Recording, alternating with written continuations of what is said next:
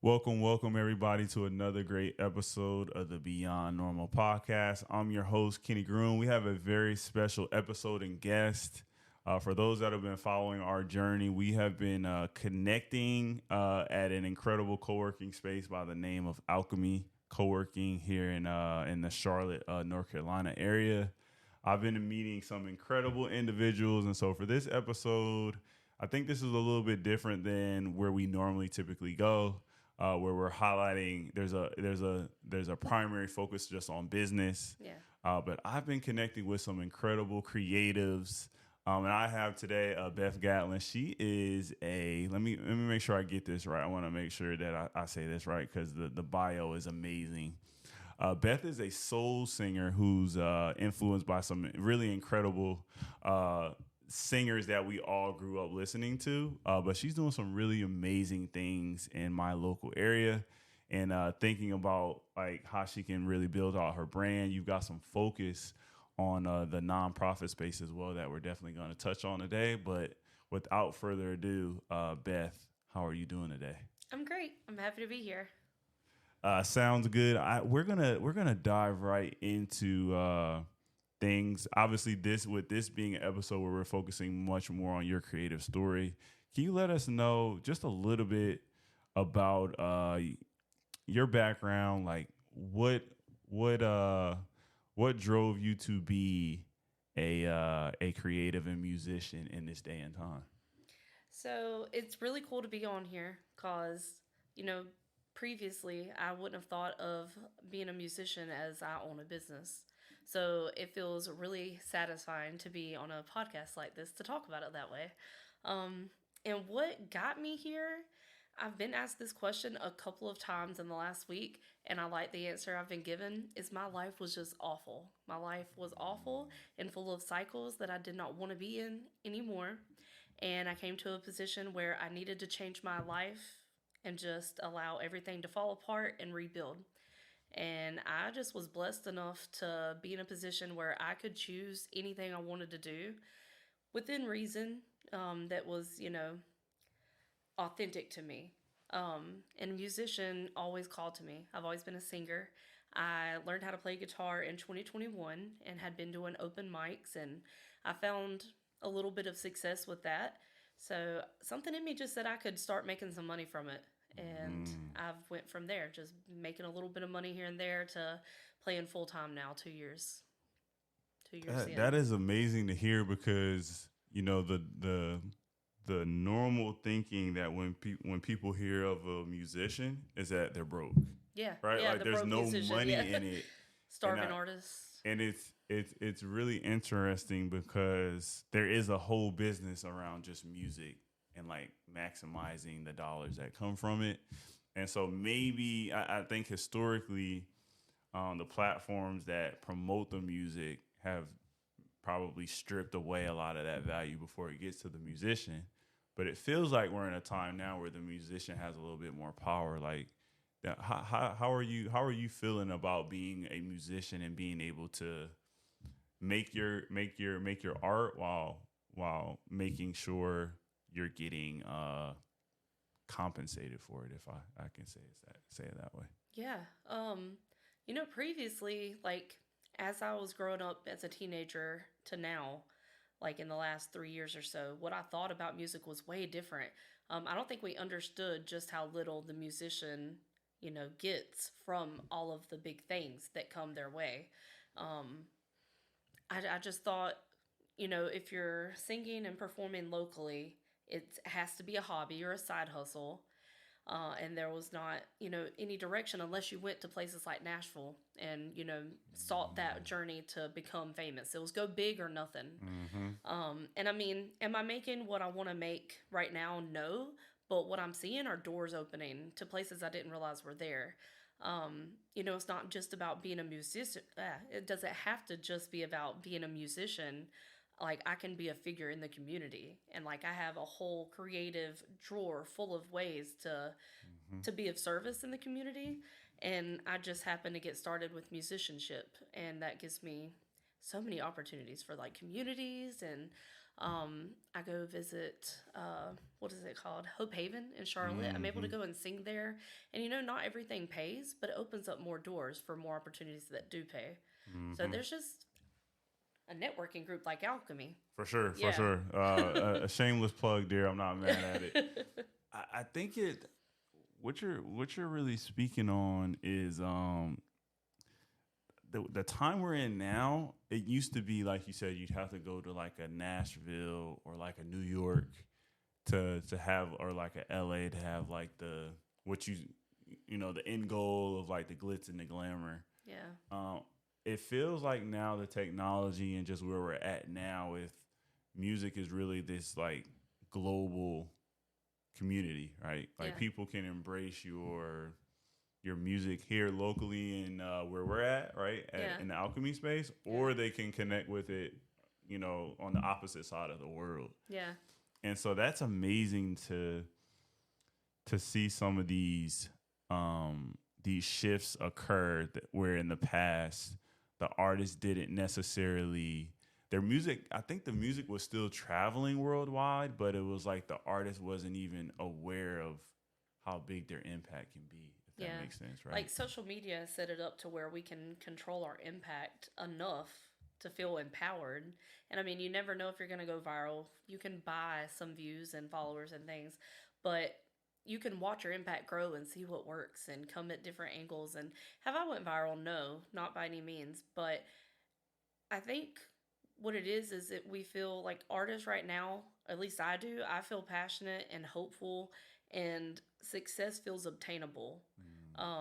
Like reaching out to my community and growing in my community has empowered me to be able to see what I can do to branch out into our region, our state, like out of country, even. Mm-hmm. And like you're saying, like there's roads now to go, like you could go viral on TikTok. And you don't have to go viral, but you can reach someone over in China, or Mm-hmm. like there's all kinds of places you can touch now without even Mm-hmm. going viral. So Mm-hmm. yeah, lots of doors that I never thought about. That's interesting. So now that there's some parallels there as you were just talking, that I want to touch on first around the business owners. I think now in terms of like their brand and like promoting what they're doing, they're having the same struggle. Like it's almost like everybody has that experience now that an artist has, where it's like, how do I maximize and ensure the most people are hearing what I'm creating? Yeah. Business owners now, whether they have a business on Main Street, right? They own a bar, they own a restaurant, or they own something in tech. Like that's something that is a big challenge for folks now. Like how do I use my megaphone, right, to Mm-hmm. let the world know like what I'm doing? Yeah. And so I think people hearing artists such as yourselves like explaining it that way is really relatable now, even for someone like myself or a lot of the people at our community here at Alchemy, where they're business owners, but they're still having to overcome the same things you are as an up and coming artist. Yeah. Yeah, for sure. Yeah. I think an artist is a business owner, and business owner, a business owner is Mm-hmm. essentially an artist.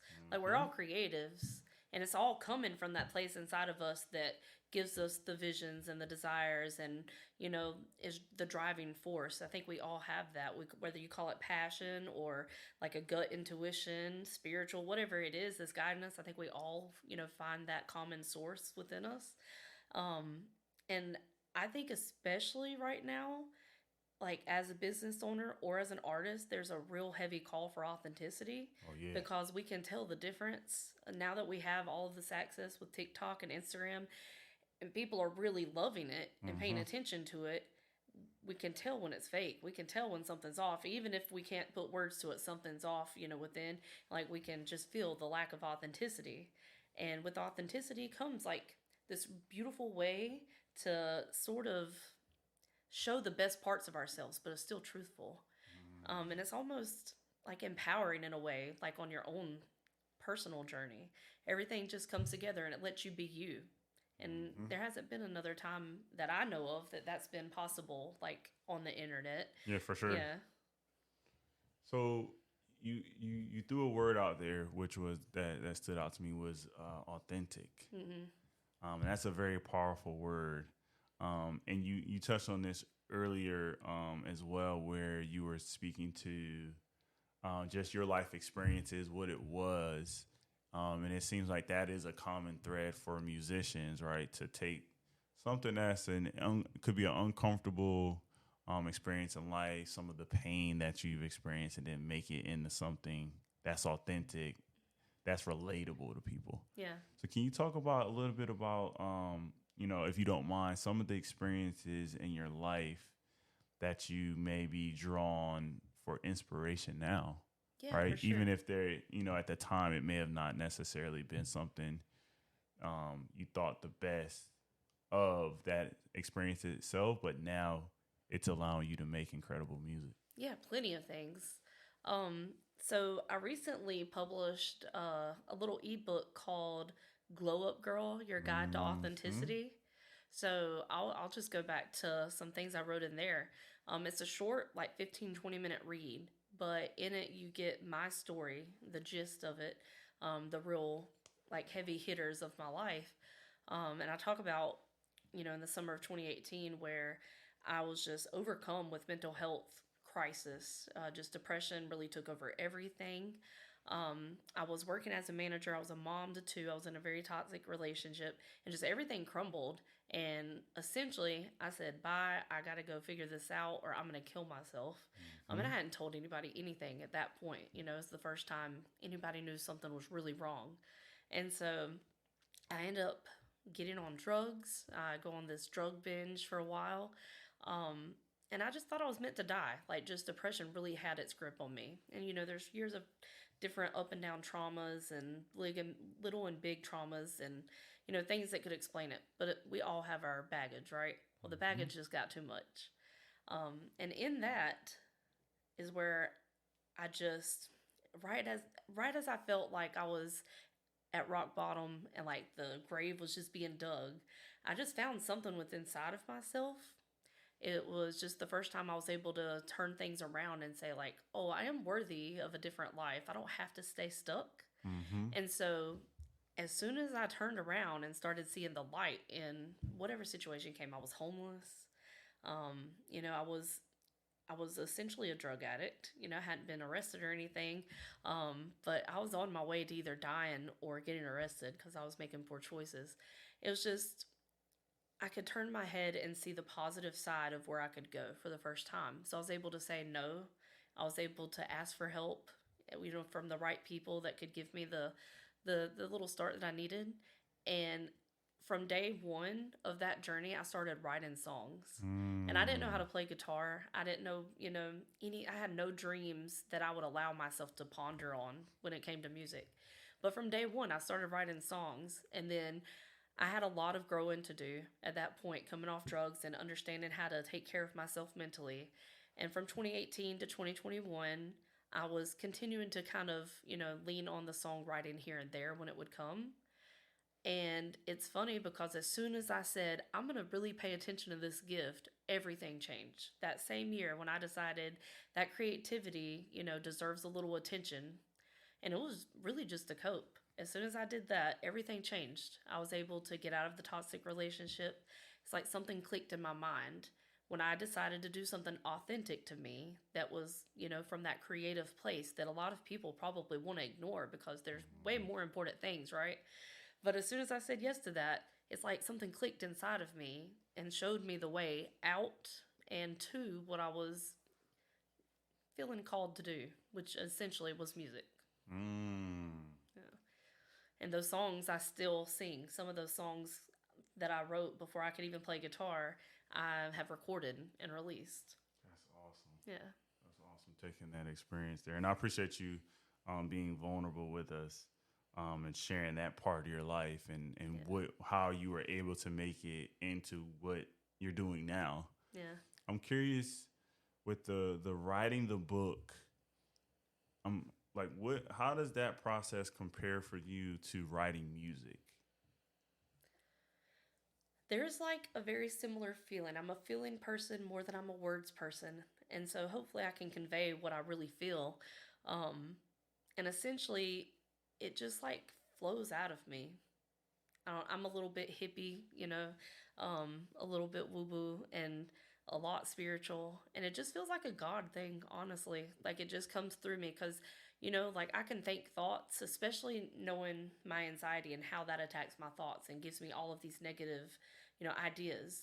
Um, there's a difference in when those thoughts come than when something comes from like my gut or my intuition or the Mm-hmm. creative flow. And it all comes from that place. And like sometimes I can be intentional and sit down and be like, all right, let's do this. And, I'm partnering with that creative flow. And then other times it just hits me. I'll wake up and have something and I can write it out right away. Or I'll be in the car and I can just put it on my phone. But it's just about paying attention. Like, I think from hearing other people talk, what do you think? You're a business owner. Do you feel the difference in your head and those thoughts and then that creative flow? Is there a difference for you? Or is that just me? Um, I definitely am probably much more along. I'm one of those people where when it hits me, I want to do it then. I want to like get it out Yeah. because I have so many ideas, and so I'll forget an idea if I don't really like explore it enough because I Yeah. haven't put the time and the energy into it. And Yeah. so that's my thinking. Where it's like if I have something in that moment and it's like calling me to explore it more, and I don't explore it, that meant that it just wasn't meant to be, and Yeah. I'm okay with losing that thought. But if it's something where it's like I'm gonna drop what I'm doing right now, and this thought in my head, I need to actually flesh it out. I need to write it out. I need to go to my computer and take some notes on it. Yeah. That's like the best feeling for me, Yeah. getting it out, and at least like you know going through the process of acknowledging it. Like it may end up being where you kind of write these things down, and then you're like, nah, it wasn't what I thought it was. Yeah. But at least for me, when I go through that process and dissect it and just like write out what this thought is, why it's bubbling up for me, what does it make me feel, like that, going through that process is what, like, that's the exciting part for me. That's what gives me energy. Okay. Yeah. Yeah. I mean, that definitely resonates for sure. Yeah. It's a rush. Mm-hmm. Yeah, the Yeah. rush of it. Yeah, the rush Yeah. of it. And thinking along the lines of like the podcasting, like this has been something where it kind of keeps like I have a conversation with somebody incredible like you, and then it like it feeds more thoughts for me. Yeah. It's like food for thought. Yeah. And then so this conversation here is definitely, when I listen back on it, it's gonna like spark some even more ideas for me. And so it's like this ever growing tree. I love it. Yeah. Like for podcasting specifically for me, this is one of those areas where it does that for me. Mm-hmm. I'm not sure what everybody, like to your point, everybody who's creative probably has that specific thing that does that for them. Yeah. Like inspired action. Yeah, inspired Yeah. action, exactly, Yeah. exactly. So Yeah. that's I'm happy that I found this, like when I found it, right? Yeah. Because I'm not sure the other activities I have had in my life, or the ones I even currently have, would give me that type of food for thought feeling. Yeah. You know? Yeah. So as far as creatively goes, is it just podcasting, or do you have, like say content creation? Does that give you that same, do you get that inspired action from that, or is it more work? So for me, it's become more about like storytelling. Like, so we're having this dialogue, this back and forth. We're crafting this story. And so that's where I think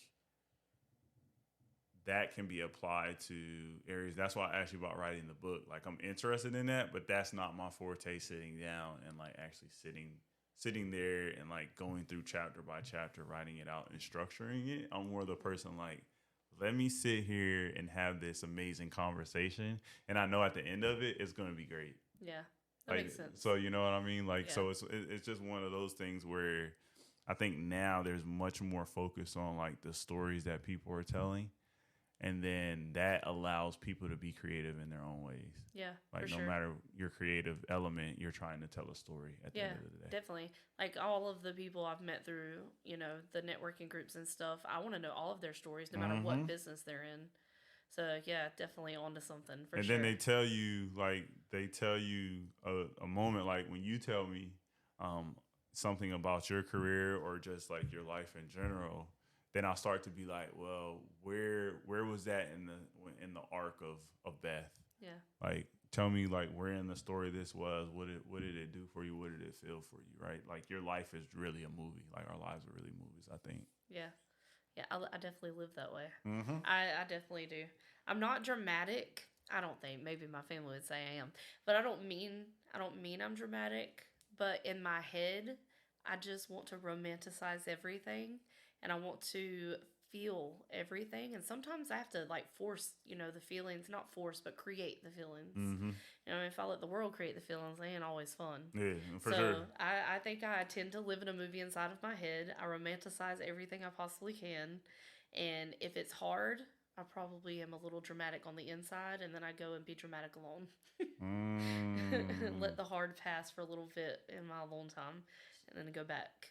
So let's talk a little bit about you touched on it earlier about you just said a word romanticizing and you touched on like dreaming earlier a little bit. So I'm curious like what like you spent that time in that period in your life 2018 like you had some thoughts, you had some dreams and now you're manifesting those. I'm curious like what are you dreaming about now in terms of, where you'll be in I'm the so future? excited to answer. I'm dreaming. I mean, there's some details for sure that I would love to happen, but I think now I'm about to turn 34 in May, and one thing that I've learned is it doesn't have to be my way. I don't care if things happen the way that I envision them. Mm-hmm. I just have a vision because I gotta at least have a direction to go, right? So, right now, what I'm dreaming of is not a detail, but I just want to feel like I'm flying. I'm seeing some beautiful things and I'm experiencing like higher parts of success. If it's singing for thousands of people, amazing. If it's doing what I'm doing, but it's just being able to fund my life, even better because I love my life right now. Mm-hmm. I love working like locally and regionally and just building this beautiful community I get to see every week. It's amazing. Um, so if I lived like this and I could just fund everything I need to fund, I'm great. But I wouldn't Mm-hmm. mind traveling the world and incorporating more books. I wouldn't mind speaking, specifically on my story to like large rooms full of people. Um, I think if I could do anything differently right now, it would be more intentional on sharing my story through my music and having, the light on all of me, not just having to separate it.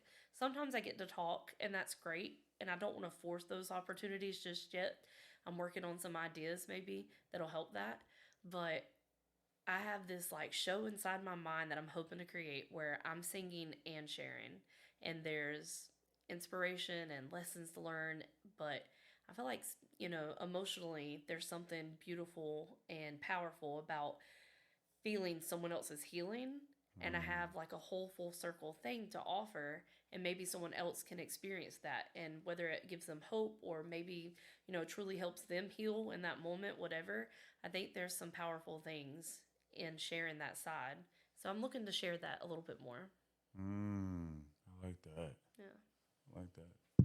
There's a quote. I can't remember. Was it? I think he said. I think it was like. It was like Quincy Jones said something where it's like when all this is like set, like when everything's done, all of like human history has kind of been written. Like the thing that'll like be here at the end is like music. Yeah. And I was like, that's a really powerful way to think of like the medium itself, like what music is doing. Like you said, you can put your stories in music, Mm-hmm. and they can last for. I mean, it's pretty much gonna last forever at this point, right? All Like right. in terms of the frequencies and all the stuff that music does, like it really does outlast our lives. Like that's incredible. That's an Yeah. incredible way to think about it. Yeah. So, I wanted to pivot a little bit and let's talk about um, with the life that you live. You do still have some focus, or you have you want to build out a nonprofit focus of what you're doing. You want to talk a little bit about what you're doing with that and where it fits within the brand of Beth. Yeah, for sure. So, what I aim to share about my life is how creativity is essential. And I think if we as a community were more proactive with certain things like creativity, it would it would just shift, whether mental health, emotional, like there's a lot of things to heal from right now or to work out in our nervous system. Just the climate of our society is a little high strung, right? Mm-hmm. So I feel like music, art in general, helps your nervous system. It helps be proactive with your mental health. So what I'm aiming to do is do more events for the community, and I feel like just singing in general and being in that sort of connection, brings an impact. So that's one general way that I'm already doing it, of course. Mm-hmm. And then what I'm aiming to do is build these programs in schools. So I've already taken my children's book, which was published last year, I Want to Be Wild. I'll go and read that to elementary school. It's good for like Mm-hmm. 4 to 7 year olds. Then I have a song I sing, and it's talking about how to be wild, but there's like an acronym, and it teaches them essentially to be self aware and how to be positive about their trying new things Love and it. getting in touch with that creativity inside of them. So I want to have that program be able to grow and go to more and more schools. And then I want to establish an open mic sort of event, for lack of a better way to put it, for middle schools and high schools. Like do a Mm. pep rally and give these people, like, give the children like a way to experience a musician and like a connection with what it's like to perform in a new way. Because I know in school, for me, it seemed like, you had to be in band, you had to be a nerd. I was a nerd. I chose Mm-hmm. to be the nerd then. But it was like, nerdy to be involved with music. You had the musical Mm-hmm. theater, stuff like that. And I just want to be able to show another side and offer, positive impact where you essentially have the starving artist or the alcoholics and the drug addicts get a lot of flack. Musicians get a lot of flack for that because you're in a bar a lot and stuff like that. Mm-hmm. And for me, I've even gotten side-eyed by people who have that. And for me, I've just that idea about an artist, because I represent things like that. So like, you're in bars, things like that. Mm-hmm. But there's a different side. It's a business, and we have something to offer. And I just want to show that side to children. It's a business, and we have some to give them that creative outlet. Could be give experiences for connection, creativity, and inspire. I love that. Shout out to the, like you mentioned, like the band geeks. I play Yes, clarinet. yes. Yeah, I I played play clarinet trumpet. from like I played Yes, clarinet yes. years, I think, growing up. And that Nice. definitely like High school, still to this day, 20 years later, are in my life making huge impact. Shout I out do to the remember Underwoods. I do remember my music teachers Yeah. for sure. I mean, they're still doing stuff in the community, retired. I bet, Yeah. yeah, I bet. That's how the people in music are passionate. Mm-hmm. People are like, there's some hurt people, and I hope that I get to help some of those hurting people, but there's hurt people everywhere, and it's not musicians, and it's not artists. So, like, there's just people in music are special, and we're real passionate, and we're going to keep going. Got it. Yeah. So, in closing, I want to thank you for coming on the platform. I don't normally have the opportunity to interview just straight out creatives and musicians, and so I appreciate you coming on our platform. This has definitely been insightful for me, and I think our audience they'll be able to really translate, like you said, like we all have a story to tell, like at the end of the day, and how you own it. Like there is no wrong way besides just owning it. Yeah. And I appreciate you. I feel like that was a common theme in the examples that you've given us on this conversation. But in closing, I want to pass it to you. Two things. How can listeners tap in? What's the best way to tap in with your brand and all the things you're doing? And then that closing thought that you want our listeners to leave this conversation with. Okay. So you can find me on bethgatlin.com. You can find me on all social media platforms under Beth Gatlin Music. Gatlin. Nobody ever knows how to spell Gatlin. Mm. Let's see. Last thought. Well, first off, thank you for having me. Like, super honored to be on this podcast. And if I have one last thought, I would say, if you feel like there's something calling you creatively, don't just think of it as, something to put on the sideburn, like just you can't put it as a priority. Like there's something calling you, there's a reason.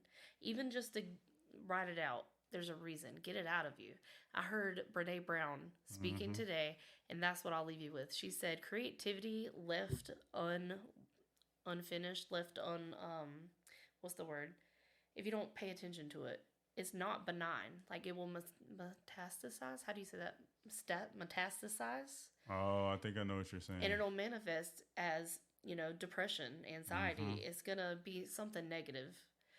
Whereas all you got to do is pay a little bit of attention, and it's got something for you. Mm. Just pay a little bit of attention. I believe in it.